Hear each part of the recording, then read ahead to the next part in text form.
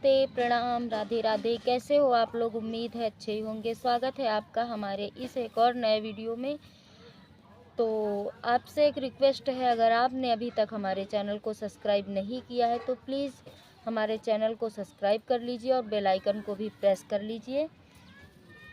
और ये कहानी जो हम आज आपको सुनाने जा रहे हैं, ये बहुत ही ज्ञानवर्धक कहानी है और इसमें आपको 2 सवालों के जवाब मिलेंगे। पहला, कौन सी ऐसी स्त्री थी जो कि किसी राजा को तेल में तल करके खाती थी और फिर उसको जीवित कर देती थी, और कौन सी ऐसी स्त्रियां होती हैं जो अपने पतियों को मरवा देती हैं।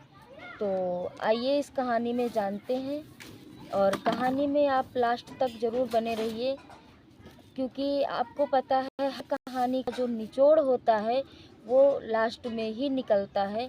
जब तक आप पूरी कहानी नहीं देखेंगे तब तक आपको समझ में नहीं आएगा। तो उज्जैन नगर के राजा थे विक्रमादित्य, जिनका नाम आप लोगों ने सुना होगा और बहुत ही पूरे देश में प्रसिद्ध थे। वो बहुत ही बुद्धिमान, नेक दिल और बहुत ही न्यायप्रिय राजा थे। तो उनका एक नियम था कि वो अगर कोई भी ब्राह्मण होता था तो वो उसको दान अवश्य करते थे और ब्राह्मणों से अधिक प्रेम करते थे। उनकी पूजा एक तरह से मानो भगवान की तरह करते थे।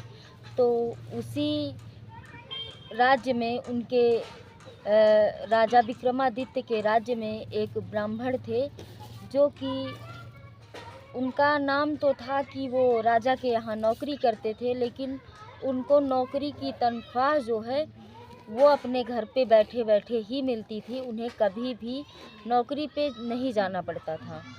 तो इसी प्रकार से उनका राज्य काज चल रहा था, बड़ा अच्छा राज्य काज चलता था।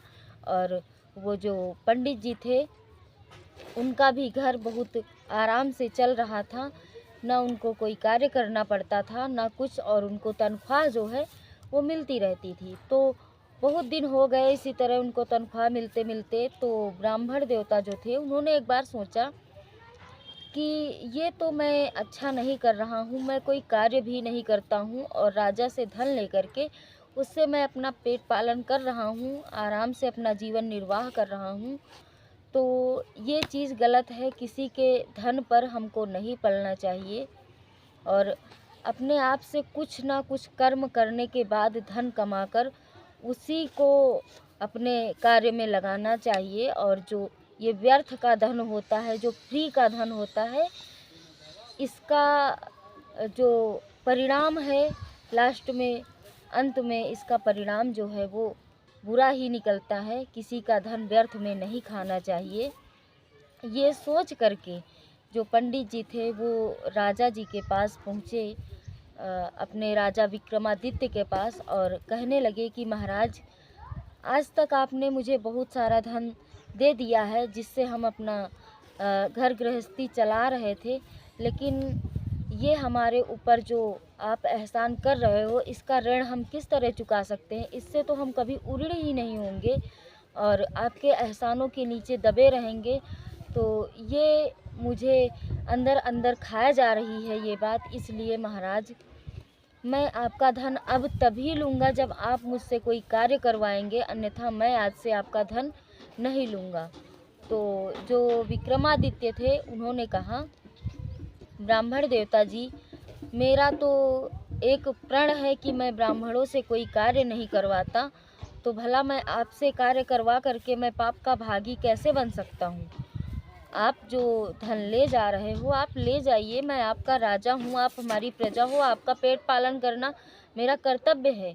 मैं आपका पुत्र, पिता, जो भी आप समझिए, मैं आपका जीवन पूरा निर्वाह करने का मेरा जो है जिम्मेदारी है मेरी। तो ब्राह्मण देवता एक नहीं माने उनकी बात और कहने लगे, नहीं राजन, मैं अब आपका धन व्यर्थ में नहीं लूँगा। जब तक आप मुझसे कोई कार्य नहीं करवाएंगे तब तक मैं आपसे धन नहीं लूँगा। तो राजा विक्रमादित्य जो थे वो बड़ी चिंता में पड़ गए और उन्होंने कहा कि चलिए ठीक है ब्राह्मण देव, अगर आप कोई कार्य ही करना चाहते हैं तो आप एक कार्य कीजिएगा मेरे लिए, आप चले जाइए गंगा स्नान करने, गंगा स्नान कराइए और वहाँ से मेरे लिए एक घड़ा जल ले आइएगा गंगा जी का। मेरा कार्य हो जाएगा और आप मुझसे धन भी ले लेंगे। तो जो ब्राह्मण देव थे उन्होंने कहा ठीक है, मैं अब आपके कहने से गंगा स्नान के लिए जाऊंगा और फिर आपका एक घड़ा जल लेकर आपको दूंगा, उसके बाद ही आपसे अब मैं धन लूँगा। तो कहा ठीक है। तो जब वो गए और अपनी पत्नी को बताया कि मुझे तो और कोई कार्य करने के लिए नहीं दिया राजा साहब ने, लेकिन उन्होंने कहा है कि आप गंगा स्नान करने चले जाइए और वहाँ से हमारे लिए एक घड़ा जल ले आइए, वही आपका कार्य हो जाएगा। तो उनकी जो पत्नी थी वो कहने लगी कि स्वामी, मैं आपके बगैर कभी नहीं रही हूँ और आप गंगा स्नान करने जाओगे, कुछ टाइम लगेगा, कुछ दिन लगेंगे, तब इतने साधन वाहन नहीं चलते थे, जिस कारण से लोगों को कहीं भी जाने आने में पैदल ही जाना होता था, बहुत टाइम लगता था। तो ऐसा ही उनकी ब्राह्मणी ने कहा कि महाराज आप चले जाओगे, मैं आपको बिना देखे कभी भोजन नहीं करती हूँ, तो मैं कैसे रहूँगी। तो ब्राह्मण देव ने कहा चलिए ठीक है, आपकी समस्या का समाधान भी मैं कर दूंगा। मेरी एक मूर्ति मैं बनवा देता हूँ और उसको मैं घर पे रख दूंगा और उसे ही मुझे समझकर रहना और उसे देख करके भोजन करना और सब कुछ, फिर मैं वापस आ जाऊंगा और तुम्हारी जो जिम्मेदारी है वो मैं राजा को सौंप जाऊंगा, तुम्हें किसी चीज़ की कोई दिक्कत नहीं होगी। तो इतना कह करके वो राजा के पास गए ब्राह्मण जी, उन्होंने बताया कि मैं जा रहा हूँ, लेकिन मेरी पत्नी का ध्यान रखना, मेरी पत्नी की ज़रूरतें पूरी करना, जब तक मैं नहीं आ रहा हूँ उनकी देख रेख करना आपकी जिम्मेदारी है। इधर ब्राह्मण देव चले गए गंगा स्नान को और उनके जो ब्राह्मण देव के घर के बगल में एक घर था जिस घर में आग लग जाती है। आग लग करके धीरे धीरे उस आग का जो है आग की लपटें ब्राह्मण देव के घर तक पहुंच गई और ब्राह्मण देव के घर में भी आग लग गई। तो उनकी पत्नी अकेले थी और उनकी पत्नी जो थी वो बड़ी ही पतिव्रता थी और बड़ी अपने पति से बड़ा प्रेम करती थी। तो जब उनके घर में आग लग गई तो उनके पति कह गए थे कि इस मूर्ति को ही मुझे मानना। वो बेचारी उस मूर्ति को ही अपना पति मान रही थी, इस कारण से वो मूर्ति को उठा रही थी कि मैं इसको भी बाहर लेके अपने साथ चली जाऊं ताकि ये मूर्ति और मैं दोनों लोग बच जाऊं, ना जलूं। लेकिन वो मूर्ति नहीं उठा पाई, जिस कारण से वो अपने पति रूपी मूर्ति को छोड़ करके नहीं गई और उसी में लिपट करके, मूर्ति तो मिट्टी की थी, उसको तो कोई फर्क नहीं पड़ा, लेकिन वो खुद उसी में जल गई। और जब तक ये खबर विक्रमादित्य को मिली, वो आए ब्राह्मणी के घर तक तो देखा कि उनका पूरा घर जल गया था और उसी में जो मूर्ति थी, मूर्ति से लिपटी हुई विक्रमादित्य ने देखा कि उनकी जो ब्राह्मण की पत्नी थी वो उसी में जल गई थी और आधा शरीर उनका आधा जला और वो मर गई थी, जल करके मर चुकी थी। तो विक्रमादित्य ने जब देखा तो उनको निकाल करके बाहर किया, लेकिन वो जीवित नहीं थी। तब तक ब्राह्मण देव वापस आ गए और उन्होंने जब देखा वो बेतहासा रोने चिल्लाने लगे और कहने लगे कि राजन, मैं तो अपनी पत्नी की जिम्मेदारी आप पर सौंप गया था और ये आपने क्या कर दिया। आपने मेरी पत्नी का ध्यान नहीं दिया और मैं कुछ नहीं जानता, मुझे मेरी पत्नी चाहिए, नहीं तो मैं तुम्हें श्राप दे दूंगा। विक्रमादित्य हाथ जोड़ने लगे और कहने लगे महाराज ऐसा न करिए, मुझे पता नहीं था, मुझे जब तक पता चला मैं आया तब तक ये यहाँ पर जल चुकी थी। तो आप परेशान मत होइए, मैं कोई ब्राह्मण कन्या देख करके आपका विवाह करवा दूंगा। और अब जो लोग चले गए वो तो वापस आ नहीं सकते, लेकिन ब्राह्मण देव जो थे वो बोलने लगे नहीं, मुझे मेरी यही पत्नी चाहिए, मुझे और कोई नहीं चाहिए, और तुम कुछ भी करके मुझे मेरी यही पत्नी वापस करो, नहीं तो मैं श्राप दे दूंगा तुम्हें।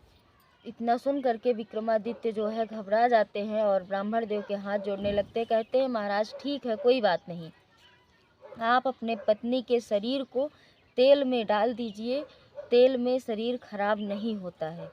तो कहा कि तेल में डाल दीजिए, 1 हफ्ते तक आप इंतज़ार करिएगा, 1 हफ्ते बाद मैं आपकी पत्नी को वापस ला दूँगा। और वो अपना राज्यकाज जो है अपने मंत्री लोगों के सहारे छोड़ कर के वहाँ से चले गए। और जाने के बाद वो रास्ते में जा रहे थे, तो रास्ता चलते वो काफ़ी थक चुके थे। और उन्होंने देखा एक नीम का पेड़ था, नीम के पेड़ के नीचे एक चारपाई पड़ी हुई थी और वहाँ पर एक बूढ़ी अम्मा बैठी हुई थी। तो वो गए और उन्हीं बूढ़ी अम्मा के पास में उसी चारपाई में बैठ गए, थोड़ा-सा सुस्ताने लगे। वो थक चुके थे इस वजह से। जो बूढ़ी अम्मा थीं, उन्होंने जैसे ही देखा कि मेरे बिस्तर पर, मेरी चारपाई पर, खटिया पर कोई आ कर के बैठ गया है, तो वो उसको देख कर के रोने लगी और उसका चेहरा सहलाने लगी, क्योंकि वो बूढ़ी अम्मा जो थी वो अंधी थी, उनको दिखाई नहीं देता था। और चेहरा सहलाने लगी और बोली, बेटा तुम आ गए, तुम इतने वर्षों तक हमें भूल करके, हमें छोड़ करके और अपनी पत्नी को छोड़ करके कहाँ चले गए थे, और आज तक तुम्हें हमारी याद नहीं आई। विक्रमादित्य सोचने लगे, आखिर ये ऐसा क्यों कह रही हैं। तो उन्होंने पूछा, माताजी क्या बात है, आप बताइए मुझे। तो कहने लगी कि मैं आपका बेटा नहीं हूँ, लेकिन आप मुझे बताइए आपका बेटा कहाँ चला गया है। तो उन्होंने बताया कि मेरा बेटा जो है, मेरी बेटे की शादी हुई थी, शादी होने के बाद ही बहू को छोड़ करके मेरा बेटा पता नहीं कहाँ चला गया है और आज तक अभी वो वापस नहीं आया है। तो कहने लगे कि कहाँ चला गया है, कुछ आपको मालूम है। तो वो रोने लगी और कहने लगी, मुझे पता चला है कि पास के पड़ोसी राजा जो हैं प्रताप सिंह, उनके यहाँ पर वो नौकरी करते हैं, लेकिन वो कभी आते नहीं हैं और मैं अंधी हूँ, मेरी बहू मेरी देख रेख करती है, मैं जा नहीं सकती और मेरी बहू अगर मुझे छोड़ कर के चली जाए तो मैं अकेले यहाँ मर जाऊँगी, इसलिए, और मेरा कोई है भी नहीं जिसे मैं भेज सकूँ अपने बेटे के पास। इस कारण से 12 वर्ष हो गए हैं और अभी तक मेरा बेटा वापस नहीं आया है। विक्रमादित्य ने कहा, ठीक है माँ, आप रोइए मत, मैं आपके बेटे को वापस ला दूँगा और आप भरोसा रखिए। उसके बाद इतना कह करके वो उसी राज्य के लिए रवाना हो जाते हैं, राजा प्रताप सिंह के यहाँ के लिए, और जा कर के उस राज्य में पहुँचते हैं। और वहाँ पहुँच कर के उन्होंने उन माँ जी के बेटे को मंत्रियों द्वारा बुलवाया, सैनिकों द्वारा, और उनसे पूरा हाल बताया कि मैं आपके गांव से आ रहा हूँ, आपकी बूढ़ी माँ बहुत परेशान है और वो आपको बहुत याद कर रही है, रो रही है, बिलख रही है, और आप 12 वर्षों से अपने घर क्यों नहीं गए हैं। तो उस माँ का जो बेटा था उसने बताया कि भैया, मैं यहाँ पे फंस गया हूँ आकर के, राजा जो हैं मुझे कभी छुट्टी नहीं देते हैं, क्योंकि इनके ऊपर भी बड़ा भार है। ये रोज़ सवाओ मन सोना पता नहीं कहाँ से मेहनत करके लाते हैं और उसको ब्राह्मणों में दान करते हैं। इनका प्रतिदिन का यही कार्य है और ये सबसे मेन जिम्मेदार मुझे मानते हैं। इनका सारा राज्य काज मैं ही देखता हूँ, क्योंकि ये कहीं जाते हैं रात को और जब सुबह को वापस आते हैं तो इनका शरीर इतना हारा थका परेशान रहता है कि जिसका कोई जवाब नहीं, और इनका पूरा राज्य काज मैं देखता हूँ। ये आने के बाद 1.25 मन सोना लेकर के आते हैं, उसको दान कर देते हैं, उसके बाद फिर आराम करने लगते हैं और रात को फिर चले जाते हैं। रोज़ का इनका यही नियम है। तो राजा विक्रमादित्य ने कहा कि ठीक है भैया, आप अपने राजा से बता दीजिए कि मेरे गांव से मेरा भाई आया है और मेरी माँ की तबीयत ख़राब है, मेरी जगह पर मेरा भाई यहाँ पे नौकरी करेगा और मुझे 1 महीने की छुट्टी दे दो, फिर मैं वापस आ जाऊँगा।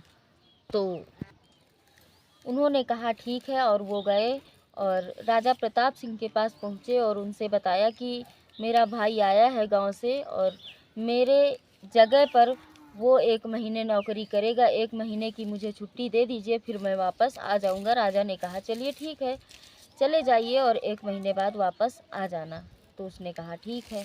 उसके बाद वो विक्रमादित्य राजा जो थे वो उन्हीं राजा प्रताप सिंह के यहाँ नौकरी में लग गए। जो कार्य वो लड़का करता था वही कार्य वो करने लगे। और उन्होंने देखा कि रात को राजा जो है वो अपने महल से बाहर निकले घोड़े से और चल दिए जंगल की तरफ। तो उन्होंने विक्रमादित्य ने उन राजा प्रताप सिंह का पीछा किया। पीछा करते करते उन्होंने क्या देखा कि जंगल के अंदर एक मंदिर है और मंदिर में एक देवी रहती है। और वो देवी जो है, जब राजा प्रताप सिंह उनके पास पहुँचे तो देवी ने एक बड़ा सा कढ़ाई था, उसी में तेल खौल रहा था और राजा को उठा करके उस तेल में डाल दिया। और डालने के बाद में राजा को बहुत अथाह दर्द हो रहा था, जिस कारण से राजा चीख रहे थे, चिल्ला रहे थे। और उसी में खौलते तेल में उनको तल लिया। तलने के बाद उनका मांस जो था वो खा लिया। खाने के बाद जो हड्डियां बची उनको इकट्ठी किया और उनके पास अमृत का घड़ा था, उस अमृत के घड़े से अमृत निकाल करके छिड़क दिया उनके ऊपर। और राजा प्रताप सिंह जो थे फिर से वो जीवित हो गए और उनको 1.25 मन सोना दे दिया और ले करके राजा अपने महल को चले आए। ये सब दृश्य जो है राजा विक्रमादित्य दूर से देख रहे थे। और देखने के बाद में वो चुपचाप चले आए और उन्होंने सोचा कि ये जो राजा प्रताप सिंह हैं ये तो अपने शरीर को बहुत कष्ट देने के बाद लोगों को दान करते हैं। ये सोना लेकर के आते हैं तब राजा दान करते हैं और इनके शरीर को इतना कष्ट होता है। इस कष्ट से मुझे इन्हें मुक्ति दिलानी होगी। ये सोच करके अगले दिन उन्होंने अनेकों प्रकार के मसाले मंगवा करके, किशमिश, बादाम, चिरौंजी, गरी, छुहारे, मुनक्के सब मंगवा करके अपने शरीर को काट काट करके उसी में भर लिया। सब कुछ शरीर में सिल लिया।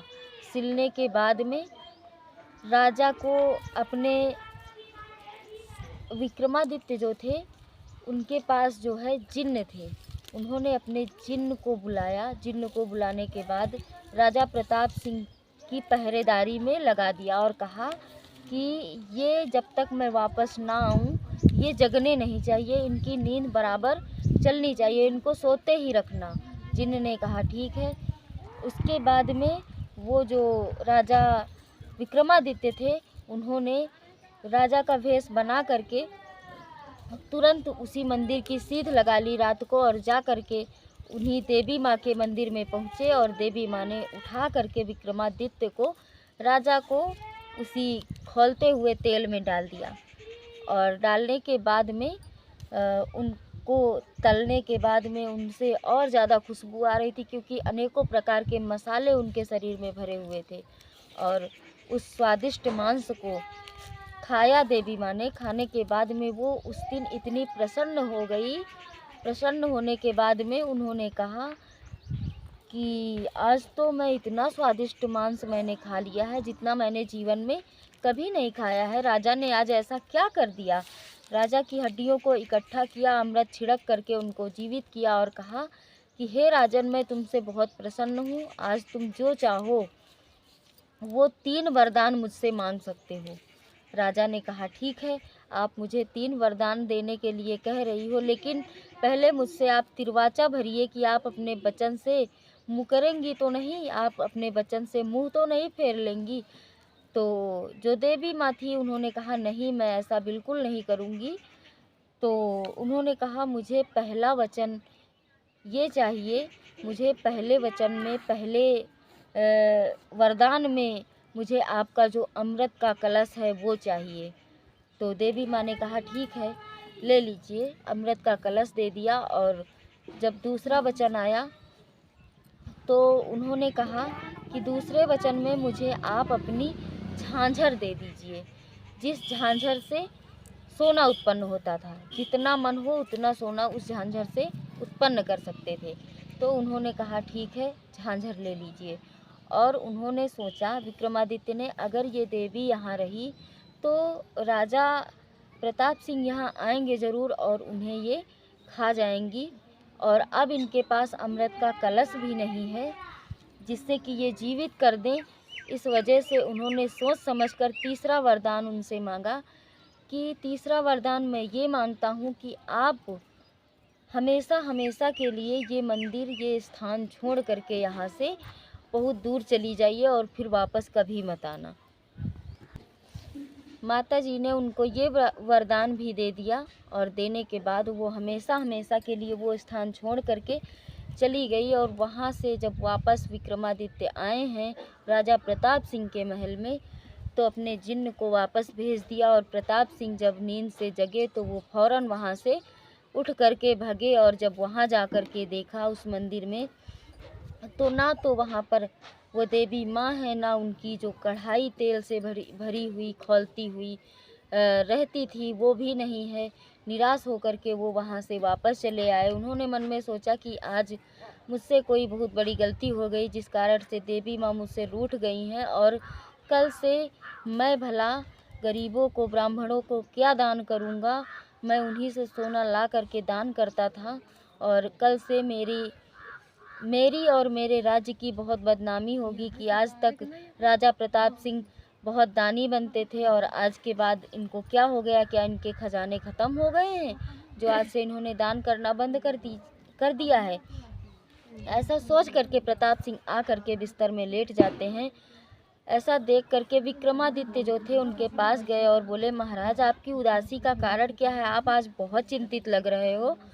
तो प्रताप सिंह ने बताया कि भाई, उन्होंने सारी बात बता दी, ऐसी ऐसी बात थी और अब मैं क्या करूँगा। तो राजा विक्रमादित्य ने माता से जो झांझर ली थी, वो झांझर जो है प्रताप सिंह को दे दिया और बोले कि यही झांझर थी आपकी माता जी के पास, जिससे वो रोज़ 1.25 मन सोना आपको देती थी। तो ये लीजिए झांझर, और इससे आप रोज़ 1.25 मन सोना निकाल करके और सब गरीबों ब्राह्मणों में दान कर दीजिएगा। आपको चिंता करने की कोई ज़रूरत नहीं है। राजा की चिंता भाग गई। राजा ने बहुत धन्यवाद किया विक्रमादित्य को और विक्रमादित्य से उनका परिचय पूछा। जब विक्रमादित्य ने अपना परिचय बताया है तो सुन करके बड़े प्रसन्न हुए राजा प्रताप सिंह, और बोले कि मुझे पता था कि आप कोई बहुत ही साहसी वीर और कोई राजा हो जो मेरे यहाँ नौकरी करने आए हो, और बहुत धन्यवाद किया उनका। इसके बाद में राजा विक्रमादित्य जो थे वो अपना अमृत का कलश लेकर के अपने राज्य को वापस आए। आने के बाद में उन्होंने जो ब्राह्मण की पत्नी मर गई थी उसको उस अमृत के कलश से जीवित किया।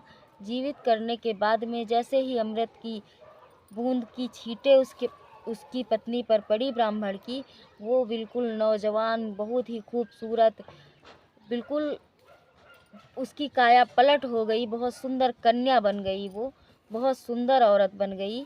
और जिंदा तो हो गई, जिंदा होने के बाद वो नौजवान खूबसूरत भी हो गई। ब्राह्मण जो थे वो उसी प्रकार, उसी तरह के थे जैसे वो थे। वो बूढ़े थे और वो जवान पत्नी थोड़े दिन तो रही उनके साथ में, लेकिन जब वो जवान और खूबसूरत हो गई तो उसके आचार विचार भी बदल गए। और एक पड़ोस में एक लड़का रहता था जो उसी के हिसाब का, उसी की जैसी नई उम्र का था, जिसके ऊपर वो फिदा हो गई। वही पत्नी जो अपने पति की मूर्ति के साथ जल गई थी, वही पत्नी आज दूसरे लड़के के ऊपर फिदा हो गई। और उसने सोचा कि अब क्या किया जाए, ये जो बूढ़ा ब्राह्मण है ये हमारे बीच का रोड़ा बन रहा है। इस कारण से उसने ब्राह्मण को उस लड़के के साथ में मिल करके मार दिया। मारने के बाद में उस राज्य को छोड़ करके उस लड़के के साथ चली गई। और जाने के बाद में एक शहर में जा कर के पहुंची, वहाँ वो रहने लगी, दोनों बड़े आनंद पूर्वक रहने लगे। उसके बाद में वहाँ उसको एक बेटा होता है और बेटा धीरे धीरे बड़ा हो जाता है। 10-12 साल बीत जाते हैं, लेकिन जिसका चरित्र एक बार बिगड़ जाता है उसका चरित्र सुधरने वाला नहीं रहता। उसके बाद में जिस घर में वो रहती थी, जिस मकान में वो रहती थी, उस मकान में नीचे एक और आदमी रहता था, ऊपर वो रहती थी। उस नीचे वाले व्यक्ति से उसको लगाव होने लगा। उसका आदमी जो था जिसके साथ वो भाग करके गई थी, वो काम पर चला जाता था तो वो उसी के साथ में रंगरलियाँ मनाया करती थी। लेकिन उसका जो बेटा था वो धीरे धीरे अब बड़ा हो गया था। उसने एक दिन देख लिया अपनी माँ को और कहा कि ठीक है माँ, आज पिता को आने दीजिए। तुम इतनी नीचे गिर गई हो, इतनी बदतमीज़ औरत हो, मैंने कभी सोचा नहीं था। आज मैं पिताजी से सारी बात बताऊंगा। जब उस लड़के ने ऐसा कहा तो देख लीजिए, उस चालबाज औरत को उसने अपने बेटे को ही जान से मार दिया। मारने के बाद में उसको किसी नाले में फेंक दिया जिससे उसके पति को पता ना चले, और उसने ऐसा ही किया और वो लड़का मर गया। पति जब आया वापस तो बताया कि पता नहीं बच्चा कहाँ चला गया है। उसको ढूंढे, उसका पति रोए चिल्लाए। उसकी संतान था तो उसको तकलीफ़ थी, लेकिन उस औरत को बिल्कुल कोई दर्द नहीं था। अपने ही बेटे को मार दिया।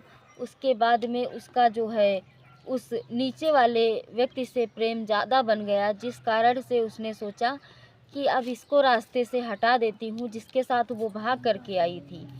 उसने सोचा कि इसको अब रास्ते से हटाना पड़ेगा। दोनों ने सलाह मिलाई। सलाह मिलाने के बाद में अपने दूसरे पति को भी उन दोनों ने मिल करके उसका गला काट करके उसकी हत्या कर दी। हत्या करने के बाद में वो दोनों अब आपस में रहने लगे। लेकिन आप बताइए, ऐसी औरतों का क्या भरोसा है। तो मैंने बताया था आपको, इस कहानी में आपको 2 सवालों के जवाब मिलेंगे। पहला कि ऐसी स्त्री कौन सी है जो राजा का मांस खौलती कढ़ाई में तेल में तल करके खाती थी। तो वो स्त्री थी वो देवी माँ, जो राजा प्रताप सिंह का मांस खाया करती थी।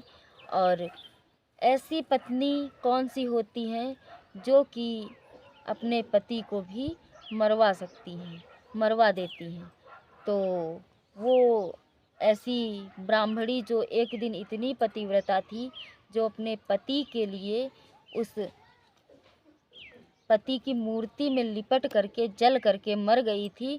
और जैसे ही उसको ज़्यादा सुंदरता और नया रंग रूप मिल गया और वो जवान हो गई, उसने अपने एक नहीं, दो नहीं, तीन तीन पतियों को बर्बाद कर दिया। तो मुझे आशा है कि आपको ये कहानी पसंद आई होगी। अगर आपको ये कहानी पसंद आई है तो आप लोग कमेंट करके ज़रूर बताइएगा। और मिलते हैं एक और नई कहानी के साथ। तब तक के लिए राधे राधे।